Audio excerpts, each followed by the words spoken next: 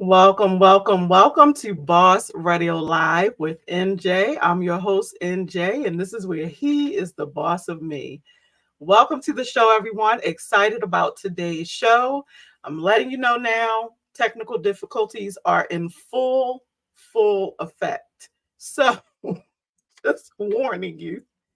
But today's show is going to be a really interesting one. We actually have Danielle Matthews with us today, and I'll tell you a little bit more about her in just a moment. But, guys, we are going to have a good show in just a moment. Make sure you guys share the show, share the episode, and we'll be back with our wonderful guests. It's Boss Radio Live with NJ, your three-dimensional podcast.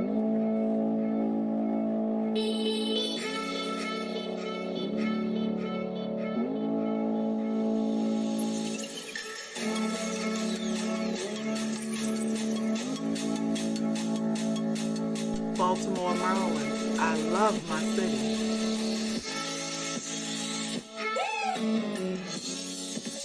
Wow. Balancing life, health, relationships, and business is hard. Mother's Day extravaganza event being held by LCC Northwest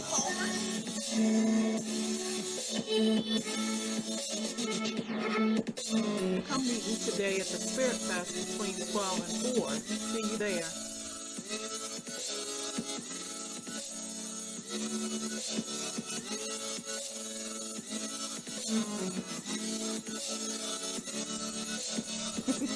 I want to hear what you have to say.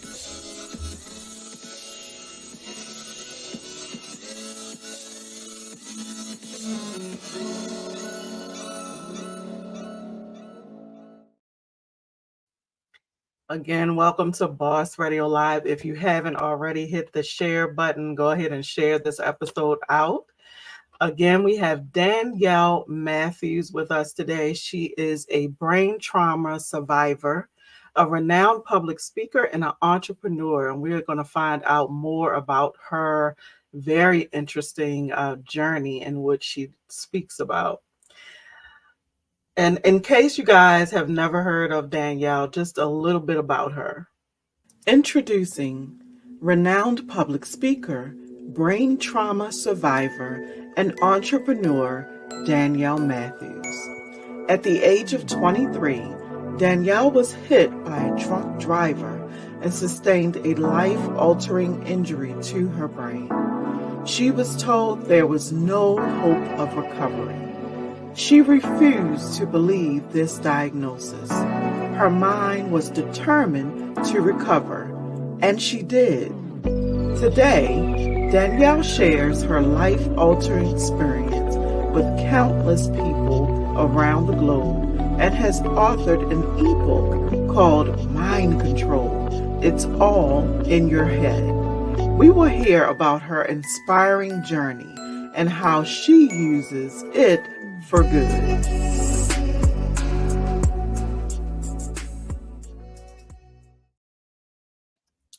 Please, you guys, welcome to the show, Miss Danielle Matthews.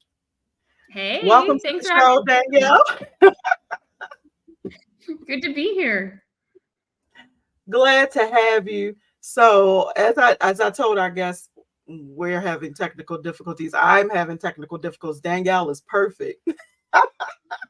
So we're gonna let her have most of the screen today, so I won't look off to the side. But I'm very excited to have you here and to talk one about your journey itself and what happened with you. So definitely want to get into that, but also want to talk about what it is you're doing, how you kind of made that into what it is you do now. So let's get started with talking about that. Tell us about your journey. What happened to you to start all of this? Yeah, it's interesting in life. I think sometimes things happen that we think are the worst possible thing, and they turn out to be the best possible. When I was 23, I was actually in Baltimore. It was fun looking at your intro and seeing all the scenes. And I grew up right outside of Baltimore, but I was in Baltimore on South Charles Street, for those of you that know the area well. And I was up early in the morning. I was going to meet my family for a wedding, and someone had been out the night before partying, was drunk, and came into my lane and hit me head on. And I sustained a brain injury in that car accident.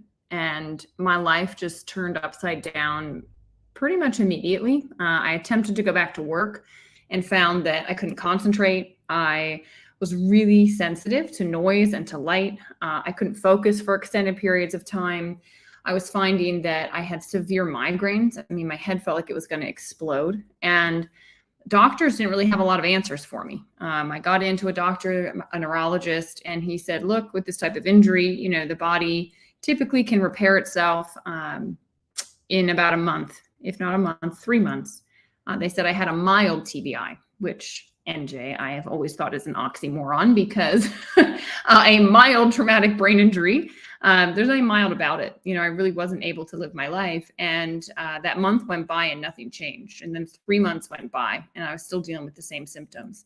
At that point, I had lost my job because I couldn't work. I was having to have people drive me places because I couldn't drive. And it was not good. I ended up having to leave my life that I had built for myself and move back in with my parents and try to focus on getting myself healthy. And 6 months in, I was being told the same thing, just wait, something might shift. At 1 year, my neurologist basically said to me, look, Danielle, with this type of injury, the body's done all the healing it's going to do. And this is just your new normal. And you need to adjust your life around these symptoms and you need to move on. And it was at that moment that something inside of me just kicked in, where I thought, this can't be. There is no way I'm going to live my life and have these symptoms over me for my entire life. That's not a life worth living. How can you tell a 24-year-old, well, you're going to be in a dark room for the rest of your life, right? At this point, I had blackout fabric in my bedroom. I really wasn't able to do much where light was involved because it was so overstimulating to me. And I just thought, something's got to give. And I just went on I would call it an inward journey to learn what I could and couldn't take control over inside of me to make this situation better. And ultimately, I found through that process that I was able to shift things even in my external world as I started to get my inner world more under control, because I was dealing at the time with a lot of anxiety, depression, panic attacks. It's not a good situation, to be in. Wow. And while you were talking, I was thinking, just being in that situation and dealing with that. But then you were talking about how it affected your life, just your normal life that you already kind of had before all of this happened. And so talk to us a little bit about that. How did you adjust to that, and what kind of coping mechanisms did you use, and what did you put in place for yourself? Well, it wasn't easy. I think initially I was in complete denial. I just was like, okay, I'm going to push through. I've been an athlete my whole life. I was a swimmer. And you kind of just keep pushing and you push yourself. So I knew how to keep going despite pain, discomfort, all these things. And so I thought, based on my past experience, that was what I needed to do here. And so I pushed to go back to work. I pushed to go back to living on my own. I pushed to be able to figure out, driving again. I did all of these things. And every single time I kept falling down, meaning I would have a panic attack in the car if I tried to drive, and, my whole body would go numb. I'd start crying. I'd soak my shirt. I'd have to pull over so I didn't cause another accident. I mean, it was I physically wasn't able, even though my mind was saying, go, go, go, go, push, push, push. I physically wasn't able to.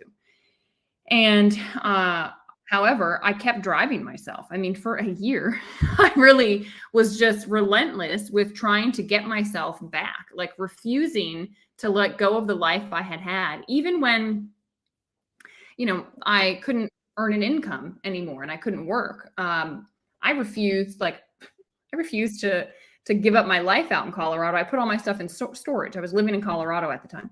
And I was like, no, I'm just going to put my stuff in storage. Like, I'm going to be back out here, maybe 6 months. Like, they made me sign like a 1-year lease on this storage unit. I said, fine, in a year, I'll be back. Well, that year came and I was no better. Same migraines, same sensitivities, everything was still a mess. And I remember sitting in that storage unit, like, it's so weird. It was like going back to a life that no longer existed, right? And I was looking at my stuff, like, why did I even bother saving this? Like soap and sponges. I mean, I was so clearly like, oh, I'm just going to pick my life back up, And I basically sold and got rid of everything in that storage unit except for one suitcase that I took home with me that was like stuff from travels and like had, just memories attached to them. And it was very humbling to go, okay, I need to let go of this life that I had and realize that trying to go to the past is not going to accomplish much of anything. In fact, I can't get back there. And the more I try, the more it's like slipping away. Like it felt like, I don't know, smoke. And when I started to think about my future, it was incredible anxiety would come over me because I thought, well, what am I ever going to be able to do again if I can't concentrate and, I'm overwhelmed by everything. Like, how will I ever be able to earn an income again, get my independence again? And it was debilitating, the anxiety that would come up. So what I realized, my coping mechanism was to stay in the present moment. I realized, well, hang on a second. If I just stay right here in the present, I won't get depressed about my past. I won't give an ounce of thought to the future. I just need to figure out right now, in this moment, what could make me happy? What can I do rather than thinking all the time about what can't I do? And it was that switch, this like internal pivot that I made to say, okay, hang on a second. Like, there is something I have control over. And are you familiar with karma? Yeah. Okay. So people talk about karma a lot. And I think a lot of times, like, the understanding of karma is like, well, almost like it's a bad thing. Like, I did something bad, so something bad is happening, or like, and I often, for the first year after my accident, I was like, why did this happen to me? Like, I didn't deserve this, this shouldn't have happened. Why are bad things happening to me? And I felt like a victim of this like external thing that had occurred that I had no control over, right? This guy was drunk and he hit me. I didn't do anything wrong. And all of a sudden, like, when I realized about the present moment, I went, hang on, like, there's an internal switch here. Like, there's a way to internally decide how I want to interact and be with a situation. And I think when it comes to karma, so many of us are used to thinking about external karma, right? And it's like, good luck trying to control that or understand it or follow it. Because it's kind of like hitting, like, what is that white ball on the billiard table? Like, you hit that thing and like the balls go everywhere and you're like, chaos, And that's one ball, like, let alone billions of people on this planet, right? Like, this guy made a decision that got, like, all these things had to have happened that he and I were both right there at that moment. And it's like, how can you follow that back? Or how can you even ever try to control that or change that or try to like make it so it never happened again? And I just realized, like, I can't. Like, external world is going to happen, but I can choose my internal response. And up to that point, my internal response had been one of feeling like a victim. This isn't fair. I was angry. I was frustrated. And so my external world was depression, anxiety, and panic attacks. I mean, that was the outcome.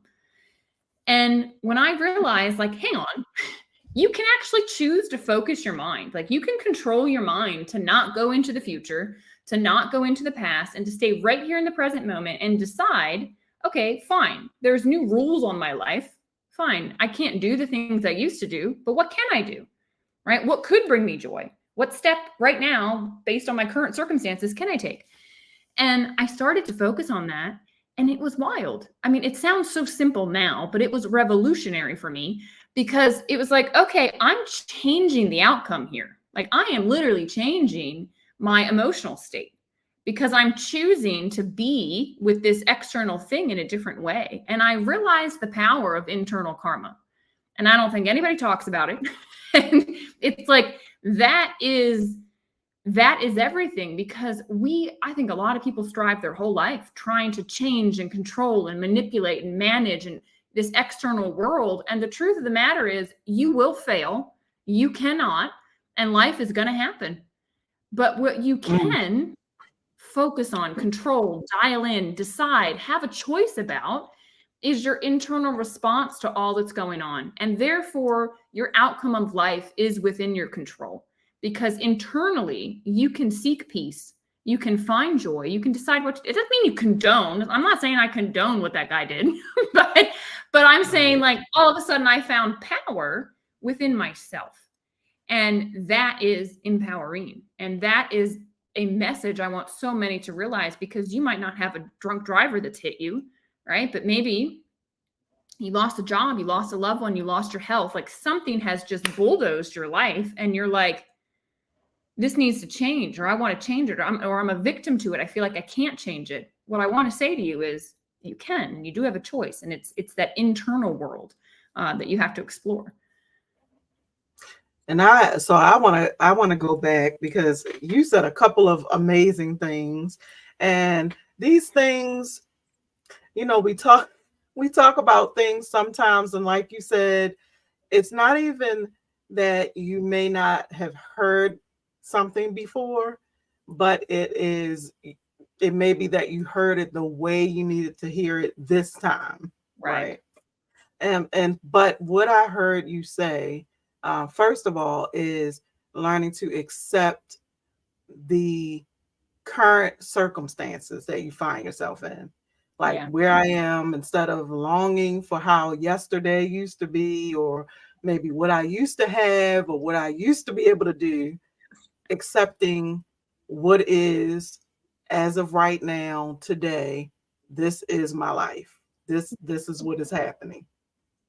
And the second thing that I heard you say is then realizing from that you can change your whole perspective about what is happening, because it's not changing what is happening. What is happening is still happening. Yeah. But it's perspective, your whole attitude about it. It's all of that, is all of that internal stuff that you can kind of manipulate. That is what you're able to manipulate. And so these are the two things, which I think are amazing things to put together. Yeah.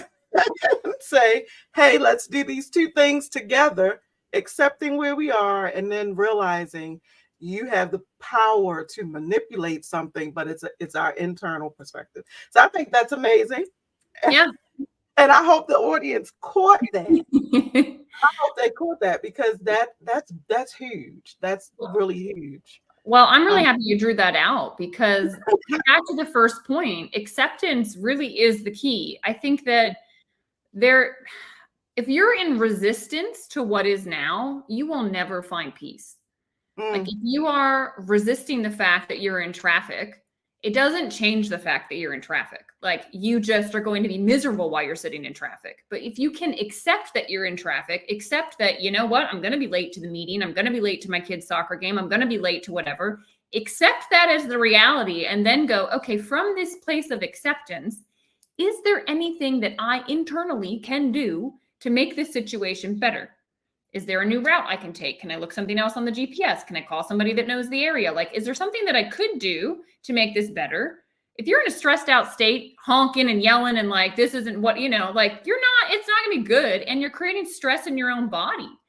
But if you go, okay, this is what it is, like the truth of the situation with no emotions attached, like acceptance of what has shown up, because it's already here. So there's nothing you can do about it. Right? Yes. If you can accept, now you've opened up a door where you can find peace in the situation. You can maybe find a resolution, right? It doesn't mean you condone it, like, I don't condone that maybe people are out there killing whales and killing sea life and whatever. But if I'm just emotional and like ranting and upset about the whole thing, like, I'm not going to get anything done. But if I go, okay, this is the reality, like whales are being killed. Okay. What can I do? What's within my locus of control? And I'm not going to get emotional about it because that doesn't save the whale, right? Like it just makes me upset while the whale's dying. And now that's just more negativity. Like this is not good. But if I say, okay, I don't condone that this is happening. What is in my control to do about it? How could I spread awareness? What funds could I give money to? Right? What can I do to stop this thing that I disagree with that is occurring in the external world? Well, now you're in a place of power and you can get a lot more done. And I think that it's like it's a spiritual teaching, I believe, to know that, hey, you got to accept what's in front of you, the way the universe, God, source, whatever your word is for it, the way that it has unfolded already. Now accept what is and figure out what you're going to do with it. And you're in a place of power again. You've taken your power back, because I think too many people in this life, they walk around a victim to circumstance, a victim to this and that. And I have no tolerance for it at this point. I'm like, no, you need to realize you're being given the opportunity to realize that this person that you think it's maybe victimizing you, they actually don't have control over you. You get to pick how you want to be with that, which can be a hard pill to swallow. I know.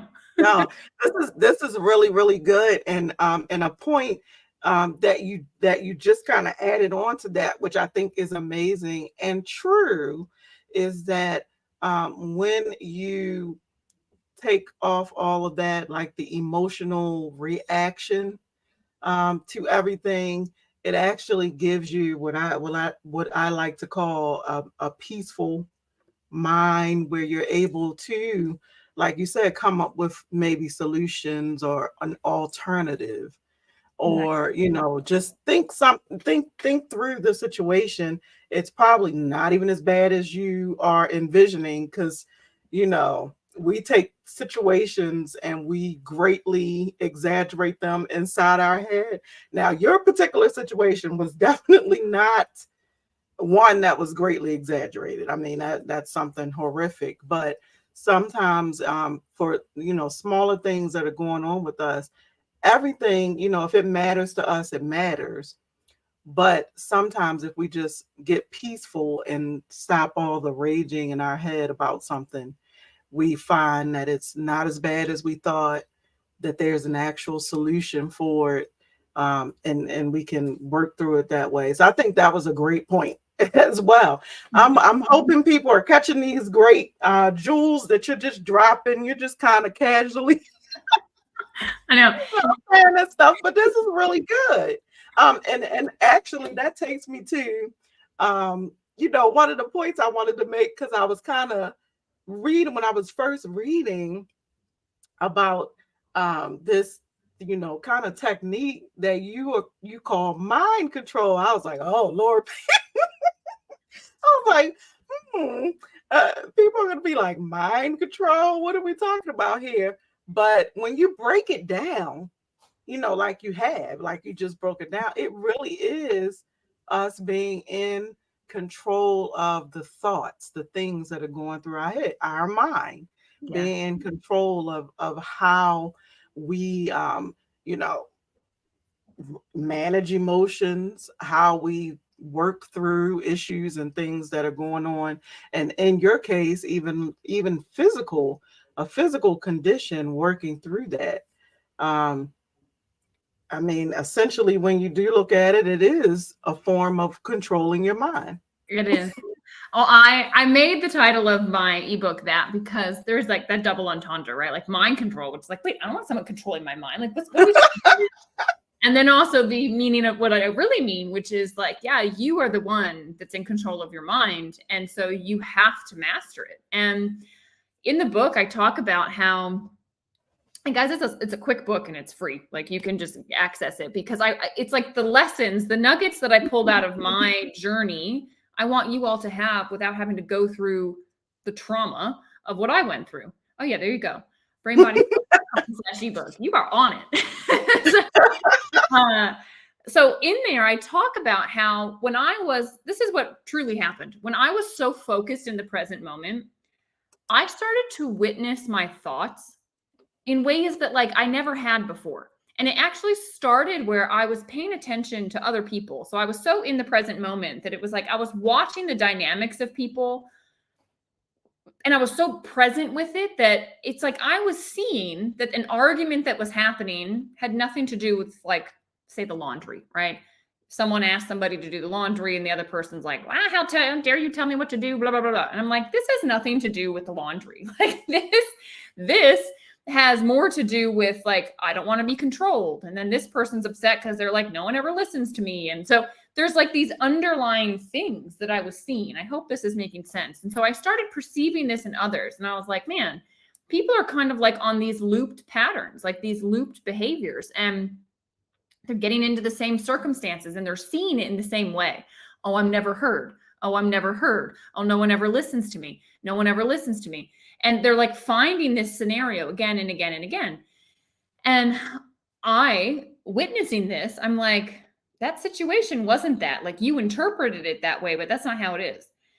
This is just, the person didn't hear what you had to say, right? They didn't physically hear you. And here you are thinking, oh, they're ignoring me. So it was really fascinating to me that people were having these kind of like programmed behaviors. And very quickly, NJ, I realized I'm not immune to them and I have them too. And I started to say, okay, what is this lens that I'm looking through? And I've got my glasses on this evening. I didn't, not intentionally, but it was as if I realized that, man, there was this lens that I started to see a lot of situations through. And for me, it happened to be the lens of feeling, not feeling worthy, like not feeling good enough. And so I started to realize that when I was getting upset in situations, the truth of the matter was that I was getting upset because I was looking at it through a lens of, I didn't feel worthy. And it was amazing how this would pop up in relationships, like family dynamics, just like whatever. It was popping up all of the time. And I went, well, this is interesting. Like, why am I having these thoughts? And why am I feeling that way? And I started to realize that it was from my past. It was from something that had happened a long, long time ago that I'd not dealt with. And now it kept showing up in like every situation unhelpfully. And I was unconscious of it before. And because I was forced into the present moment, I started to like see these thoughts coming by. And I started to realize, number one, that I was not my thoughts. And I was like the witness of them, which was a revolutionary discovery. And then number two, I started to realize some of these thoughts are really not helpful. Like, they're really making these situations worse than they need to be. And I started to really observe myself. And this is what I talk about in the book. The first chapter of the book is all about what I call these sunglasses that I was wearing, like these things that were jading the way I was looking at life and were causing me to have a bad internal response, right, to the external karma and create outcomes that were not helpful. And then I realized, I can choose to put the sunglasses on or not. I can choose to look at it with that lens or with a different lens. And all of a sudden, like, the world opened to me. And once I realized that and went through that process, I realized the power we have internally to shift and change things, because this world really is created from the inside out. And that is another conversation that maybe we can get into, but I want to pause because I know what I just shared is a lot to digest. No, that is so good. And I was sitting here, I was trying to hold on to a line that you just said, and it went out of my head, of course. But I mean, just the thought of what you were saying, like, instead of us becoming almost prisoners of our thoughts and allowing them to kind of lead us around. That's what, when you were talking, that's the picture I had in mind, just allowing my, because thoughts are random. Like, they just, things pop into our head. Yeah. They honestly do. They just come in, and then it's like we make this decision, because it's a conscious decision that we make, what we choose to do with the thought. And this is a conversation, really weirdly, that I was having with someone else. Is like, you make a decision, conscious decision, what to do with every thought. Mm-hmm, you do. And so, just the fact of when you're doing that, what is your decision? Because if you just choose to kind of let it dictate, that's still a decision. It is. Still a decision. Probably not a good one.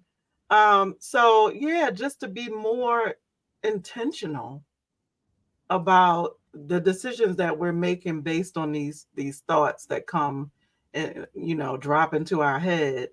And also what you said about, man, that was a good one. What you were saying about how all the past experiences, all of the past things that have happened to us basically color how we see everything. They do. And some people, it's everything's colored by trauma. It's Yes. that's because that's what they went through.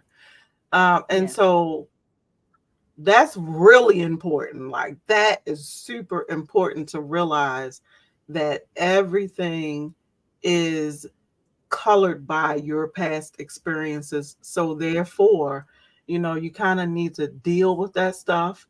And even like you were saying, consider it.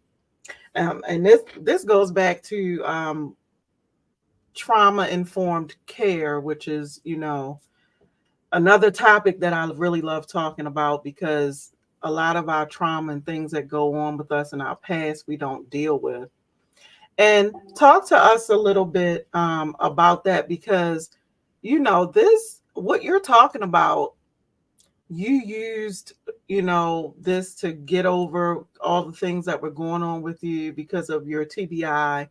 And then it just sounds like it grew from there. But talk to me about this, because honestly, everything you're saying, like, it could be used theoretically in just normal life circumstances, Yeah. like you were talking about, just having a conversation with somebody and how it was kind of affecting that, but also business, and how we relate to people, so our relationships. So could you just talk a bit about that?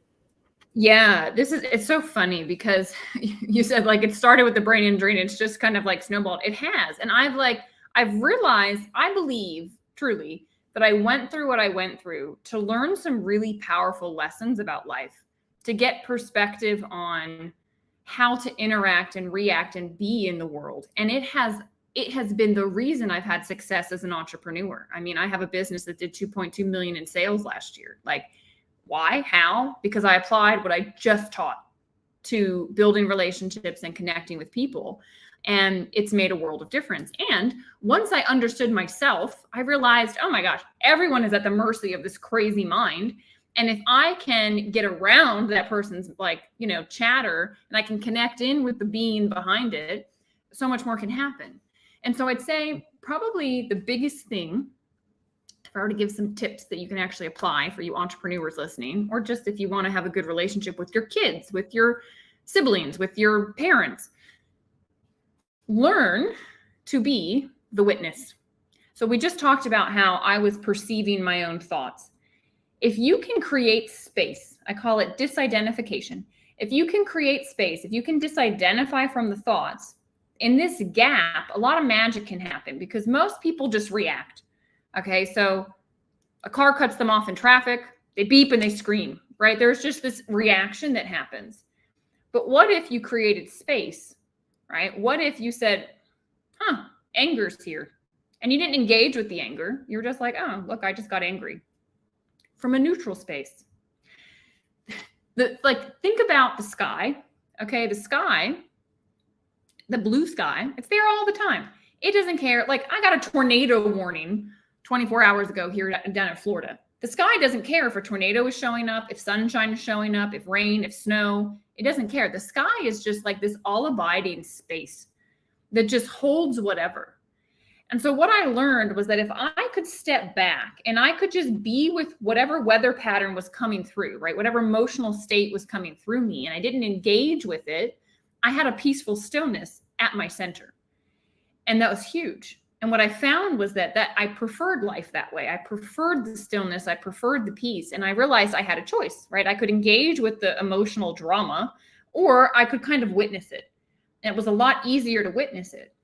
And I realized that in interactions with people, how many interactions have you gotten into where all of a sudden somebody says something that ticks you off and you're like, they're an idiot. They don't know what they're talking about, blah, blah, blah, blah, right? And you want to just like engage with it, and you want to tell them why they're wrong, and you want to tell them why you're right. And like, you know, you just get at it. Or you're in a conversation with someone and you can tell they're not even listening to you. You can tell they're just kind of waiting for you to stop talking so they can jump in with what they want to say, right? They're in their head.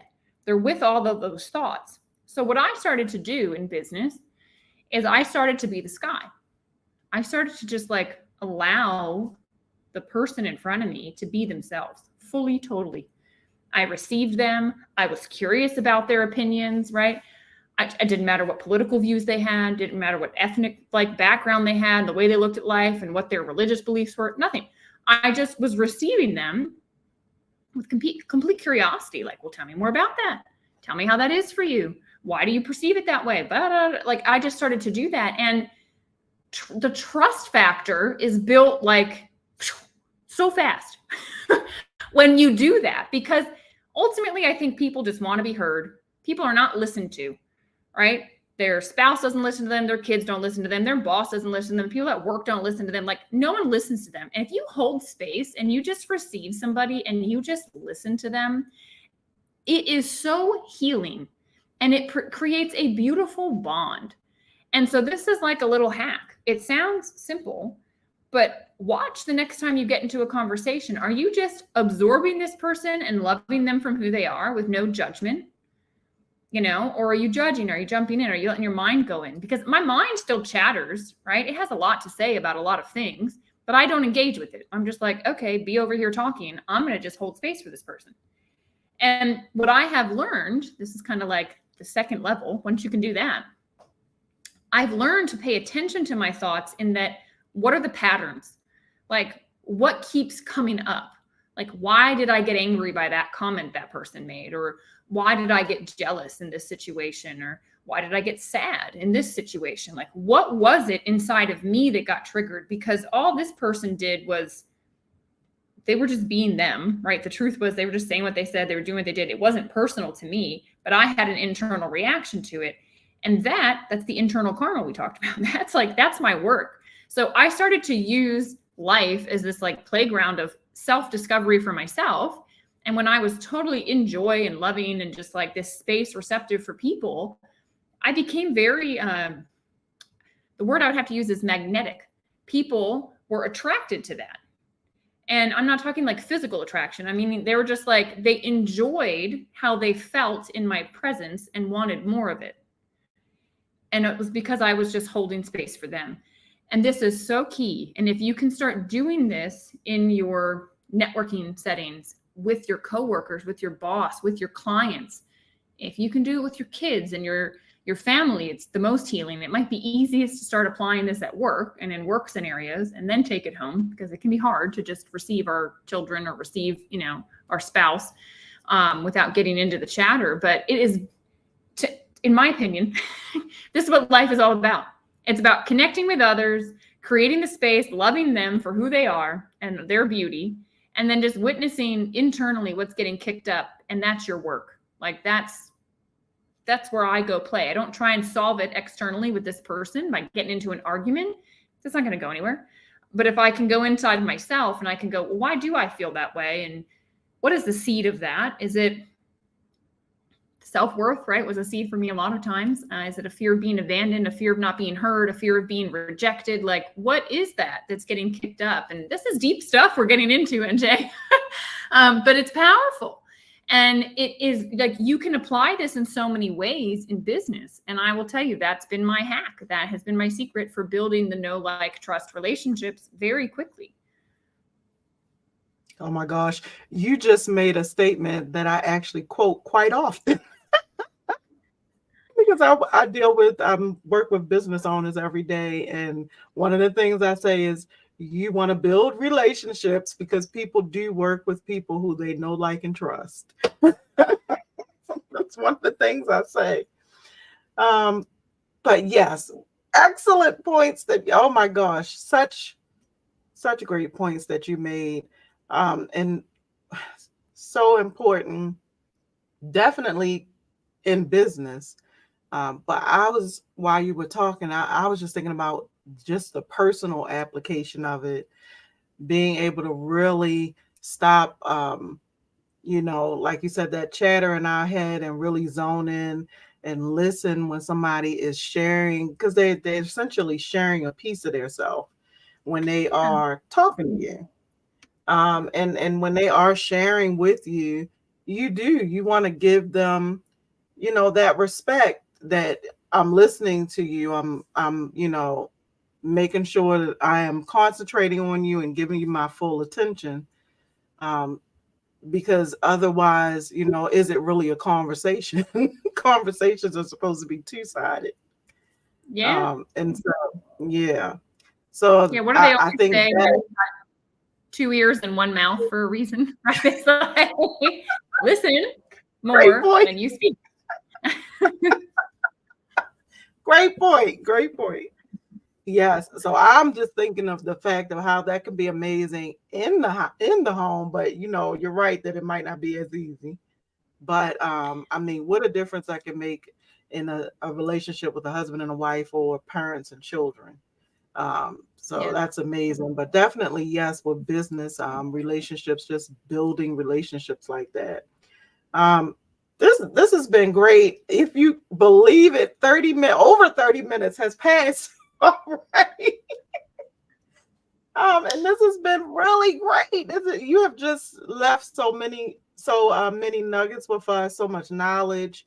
You have really set a mouthful. I tell you, you gave us a lot to think about today. So I Good. appreciate that, definitely. Oh, well, you're very, very welcome, and I'm happy too. There's more where that came from, I can tell you, but it's a good start. Yes, it sounded like it. So what I always say, get the book. So I'm gonna put the link up here again. So you guys go and check out her ebook. Definitely to get more information, learn about this mind control method. It might not be all that the title makes you think about, but definitely really talks about being in better control of the thoughts that are going through our head. So very important, very, very important. Thank you for being with us, Danielle. I'm sorry for my technical difficulties today, but it was an amazing show regardless. So much information shared, and I really do appreciate it. Yeah, absolutely. I'm glad to be here, and if anyone has questions or wants to connect more, all over any social media platform, it's me on there. So just reach out, ask. I would love to connect. Yes, definitely look her up. Because this can definitely, I'm sure, be even a greater conversation. And while I'm thinking about it, do you have like a community page? So I'm mostly Instagram is a good place to connect with me. I produce a lot of content, so I'm always sharing things. I do book clubs on there. I have a program I just started. There's so much going on, so just connect with me on. It's my personal Facebook page is what I use, and then Instagram, TikTok, YouTube. I'm everywhere. And if you just search Danielle Matthews, you'll find me. Awesome. All right, you guys. Well, this has been another great show. Again, I want to thank you, Danielle, for being here with us today and offering so much useful and amazing information. Happy to. Thanks. Awesome. You guys, it's been another great show. Don't pay me any mind. I'm going to be like looking to the side so that I can see what I'm supposed to be pushing. But make sure you join us every second and fourth Friday, you guys. It's been a good show. Hopefully you guys do go and get again that ebook. I'll put it up here again for you just so you can take note of it. I've also put it into the chats and all of the locations where the show is streaming. So you guys can pick that link up. Check that out. Until next time, you guys, thank you for joining me. Make sure you share the episode. Subscribe to us on YouTube. We'll see you again like I said, every second and fourth Friday. And until next time, you guys stay boss.